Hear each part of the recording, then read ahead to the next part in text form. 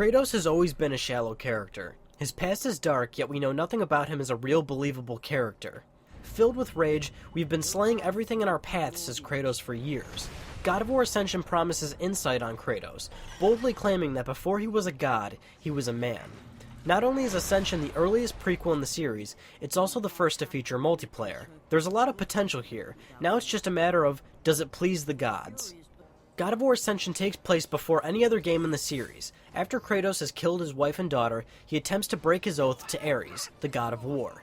This is where Ascension begins. Kratos is being hunted by the Furies, 3 netherworld goddesses whose job it is to torment those who break their oaths. Kratos seeks vengeance on the Furies to completely break his oath to Ares. You seem confused, Kratos. Having trouble remembering our special time together? The problem with this story is that it fails to offer any deep insight on Kratos. What appeared to be a story about Kratos' character really is just the same thing we've played before: vengeance. Combine this with the game being a prequel, and it doesn't offer anything entirely significant. When the story ends, we don't have any new information at all. We just know, hey, this is when the next game starts, rather than, oh, this explains so much to me. There are only a few cutscenes in the entire game that really demonstrate Kratos' more calm nature, and these were definitely the highlights of the game. While it is a disappointment that this prequel doesn't offer much, it still offers what we've loved about the series before, and that's vengeance. Lack of a deep story is slightly supplemented by what we've always enjoyed before, which is beating the living hell out of everything that moves. The quick-time events this time around are less obtrusive and offer a more interactive sequence. For example, when killing an elephant, you have to evade its attacks to complete the finisher. There's also the addition of secondary weapons, which don't always stay on you. They are scattered throughout the world and can be taken off of enemies. Things like swords and shields can be used, then thrown away at will. Your main weapon in the entire game will be your trusty Blades of Chaos. Instead of new weapons, you get element additions to the blades. The Ice of Poseidon or the Lightning of Zeus can be swapped on the fly for elemental attacks in combat, which offers its advantages and disadvantages. The magic attacks are also tied to what element you have selected, and saved for higher tiered upgrades. This entire system felt so much better than any other God of War game. Multiple weapons in God of War games were never used that often, and it makes so much more sense to expand the Blades of Chaos in this sense. Ascension still features puzzle solving, and it's mixed in between the combat as always. This time around, it seems pretty on par with past God of War games, though puzzles this time are a bit more elaborate, so you might be spending more time on them, which in some cases gets obtrusive.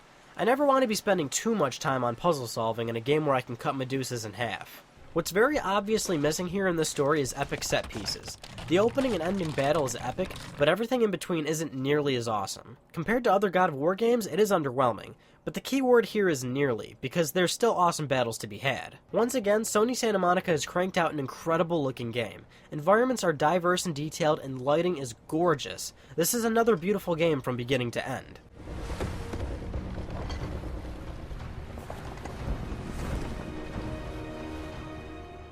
God of War Ascension is the first game to feature multiplayer in the series, a tall order for Sony Santa Monica, and for the most part, it actually works. Upon startup, you must pledge your allegiance to a god, which determines certain attributes you'd have. Combat online against other players does work, and when you're toe-to-toe against another warrior, it becomes a heated battle of brains and brawn when you carefully dodge, block, parry, and attack. It gets intense, and that's what makes it fun. There's not many modes or maps to play, though. There's either team-based work or your standard deathmatch, which is fun, but it could get stale. Trial of the Gods is the co-op mode, and it's awesome. Playing with a buddy trying to defeat the time-sensitive onslaught is a blast. Between each match, you can look at all your unlocks and customize your warrior. There's a healthy amount of unlocks to hunt, and a surprisingly nice stat breakdown to tweak, although this does cause some imbalance online. When facing a high-leveled warrior, you're at an extreme disadvantage. Playing PvE modes until you're stronger is a possibility, but it's not a satisfying solution.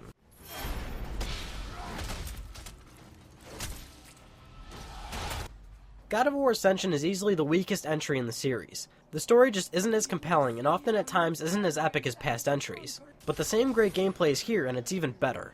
The multiplayer is surprisingly robust, but does have some hitches in balance and content. None of this makes Ascension a bad game, it just makes it a weaker one. Which is why God of War Ascension is great, just not outstanding.